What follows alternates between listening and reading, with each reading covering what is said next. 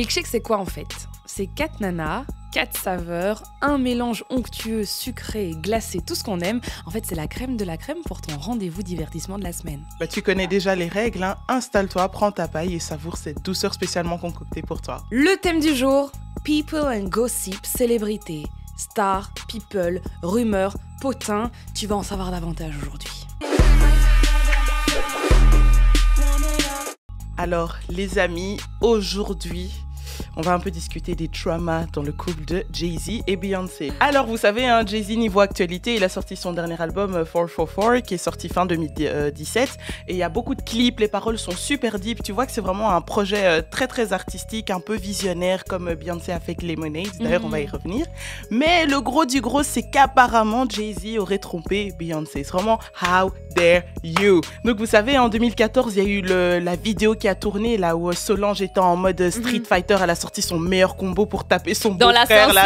Et Beyoncé n'a rien fait. Elle était à l'arrière en mode genre, ok, girl, do your thing. Il se passe des choses, mais je voilà. ne peux pas Et réagir. apparemment, si Beyoncé n'a rien fait, c'est parce que c'était vrai. C'était pas la première fois que Solange entendait qu'il avait trompé sa sœur. Alors là, en fait, tout prend son sens, tu vois. L'album Lemonade, en fait, c'est juste Beyoncé qui nous raconte ce qu'elle vit au quotidien dans son mariage, tous les dramas, comment elle souffre. Donc, sinon, retour à Jay-Z, il a clippé il y a 4-5 jours, en fait, il a sorti le clip de Family Feud, en fait, un des sons de son album. Et en fait, dedans, ça raconte les dramas d'une famille. Et une phrase qui revient beaucoup, c'est personne ne gagne quand une famille s'embrouille. Et dans le clip, c'est vraiment un truc de dingue parce que c'est super visionnaire. On voyage à travers le temps. Il imagine un nouvel ordre mondial qui serait dirigé par des femmes. Et tu vois qu'à la présidence en fait de cette réunion, c'est Blue Ivy. C'est Blue Ivy quand elle est grande, en mode ma fille sera présidente, ma fille sera comme ça, comme ça. Et tu vois aussi Beyoncé dans le clip. Et Beyoncé, c'est la prêtresse parce qu'il tourne ça dans une église. Et en fait, il va se confesser. Et en gros, il demande pardon à sa femme pour tout le mal qu'il lui a fait. Les origines et les stars. De quelles origines sont les stars? À vous de deviner le plus vite possible quelles sont les origines des stars, ok? Ok. Bruno Mars. Philippines et Équateur ou Haïtien, Équador, non? Tu connais, hein? En fait, il a grandi à Hawaï. Ah, Mais il a des origines c'est pas philippines. Non? Philippines, ouais. Hein. Philippines, espagnol et juif et portoricain. Bon, Nio, on le sait, il est 3/4 afro-américain, mais est-ce que vous savez son grand-père de quelle origine il est? Asiatique? Chinois même. Alors, Katy Perry. Anglaise? Ouais, l'anglaise. Non. C'est pas espagnol ou un truc comme ça, portugaise? Portugaise, ouais. Portugaise, Katy Perry, portugaise, exactement. En fait, elle est anglaise, irlandaise, allemande et portugaise. Ouais, mais j'ai l'impression que les stars aussi, elles s'inventent des origines comme ça. J'avoue. Ouais, 4-5 origines, ça va. C'est comme les profils de la Skyblog. Un quart italienne, un quart métisse belge marocaine. Christian Louboutin. Moi, je pensais qu'il était camerounais, sénégalais, français, un truc Non, comme ça. en fait, pas du tout. En fait, faut savoir. Égyptien, t'as dit. Ouais, égyptien. En fait, Christian Louboutin, vers 9 ans, il s'est dit je crois pas que j'ai les mêmes origines que mes sœurs parce que ses sœurs elles sont blanches, blondes aux yeux bleus, etc. Et lui, il était toujours plus mat, il avait les cheveux toujours plus foncés que ses sœurs et il s'est dit en fait je crois que j'ai des origines des pharaons d'Égypte. Et des années après, il a découvert que c'était vraiment vrai et qu'il était issu d'une rencontre entre sa mère et son amant égyptien. Oh punaise. Mais lui, il a toujours eu beaucoup de respect pour sa mère parce qu'il faut savoir qu'en fait, quand sa mère était mariée à un homme, mais elle a jamais vécu son amour au grand jour avec son égyptien par respect pour son mari, alors elle est restée... Ouais, mais ils ont quand même Ken.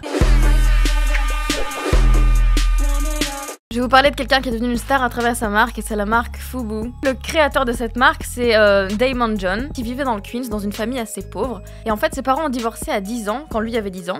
Et depuis ce jour-là, il n'a plus jamais vu son père, donc il est devenu l'homme de la maison. Il a commencé à travailler à cet âge-là. Et donc son but dans la vie, c'était d'utiliser la mode pour se faire de l'argent. Comment ça a commencé? Tout bêtement, en lançant des t-shirts avec une impression dessus, juste une phrase. Okay. Et il a profité du fait de l'incarcération de Mike Tyson. Et il a fait des t-shirts où il était écrit Free Mike Tyson. Et c'est là qu'il s'est rendu compte à quel point, quand il y avait un slogan émotionnel qui appelait vraiment à la réaction, à quel point ça se vendait super vite. Et c'est là qu'il s'est dit, je vais utiliser ça comme vecteur pour me faire blindé de Full thune. thunes. Et du coup, c'est comme ça qu'il a commencé à For Us By Us. Et à 20 ans, donc c'était en 89, il lance ses premiers produits. Et en fait, en un jour, il arrive à vendre toutes les casquettes qu'il avait créées et il se fait $800. Et du coup, il se dit quand même, avec $800, je peux pas quitter mon taf. Il travaillait chez Red Lobster. Et donc, en fait, sa solution, ça a été pendant ses heures off, donc pendant les heures où il travaillait pas chez Red Lobster, il décide d'aller sur les tournages ou bien les shootings des stars, des rappeurs. Les rappeurs. Et il arrive à les convaincre de porter du fubu. Et en fait, il a utilisé LL Cool J qui était sur une publicité, donc sur un tournage de pub pour Gap. Donc il avait un haut Gap, il avait un pantalon Gap, mais il avait une casquette Fubu. Il fait la pub pour Gap comme c'était prévu, d'un coup il sort For Us By Us. Et donc c'est comme ça qu'il a réussi à vraiment monter en masse. Et puis il y avait 2 partenaires avec qui il s'est lié justement dans la création de cette marque.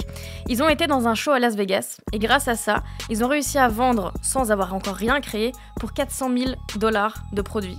Il devait encore produire. Et du coup, il s'est dit, je vais aller demander des prêts à la banque. 27 fois, ça a été refusé. Et donc, sa mère a hypothéqué la maison pour l'aider. Oh, Et donc, ils ont transformé cette maison en un grand atelier. Ils ont transformé les pièces, les chambres devenaient des ateliers où on coupait les tissus. Et tout. Ils ont réussi à vendre pour $350 millions. La rumeur, c'est ça, c'est qu'apparemment, ça devrait revenir ici dans les mois ou années à venir. c'est la bonne période. Ils vont relancer des campagnes de pub et donc on espère, c'est clairement le moment. Les filles, je sais pas si vous avez regardé Game of Thrones. Mais en fait, il faut savoir qu'il y a 2 couples phares qui sortent de Game of Thrones. Alors, le premier, c'est justement Jon Snow, qui s'appelle Kit Harington, et Rose Leslie. En fait, elle jouait le rôle de Ygritte. C'était une sauvageonne, c'est ça. Dans la série, ils étaient ensemble. Bon, c'était pas très bien le fait qu'ils le soient, mais bon, ils étaient ensemble. Je trouvais qu'ils formaient un beau couple. Et apparemment, ils sont tombés fou amoureux l'un de l'autre en vrai. Et donc là, maintenant, ils sont fiancés. Donc 5 ans plus tard, après leur rencontre. Et la petite anecdote, c'est que en fait, Kit Harington, donc je vais l'appeler Jon Snow parce que Jon Snow, ça reste Jon Snow. ça reste, on le connaît, tu vois. En fait, apparemment, il avait préparé une méga demande en mariage. Genre, c'est bien, grosse préparation et tout. Et il était tellement excité en fait à l'idée de la demander qu'il l'a fait un jour avant. Tu vois. Et donc du coup, tout est tombé à l'eau. Oh non. C'est trop nul, mais en même temps, je me dis c'est tellement beau parce qu'il était tellement pressé de la demander en mariage, tu vois. Je sais pas si du coup, encore une fois, dans la même série, vous vous rappelez de Sansa Stark, Sophie Turner, non, la rousse, c'est la sœur justement de Jon Snow. Et la sœur Tu vois d'Arya. pas? Oui, c'est ça. Et ben justement, elle, les filles, j'ai été hyper choquée par cette révélation, on va dire. Elle se marie avec Joe Jonas. Mais les filles, en fait, moi, ça m'a fait un choc. Mais lui, il était avec Miley Cyrus à un moment, non? Il y a longtemps.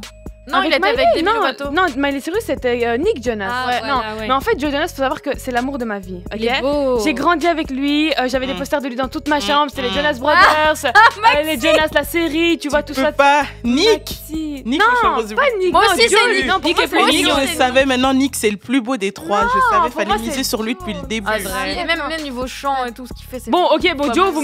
vous me le laissez alors. C'est bon, ouais.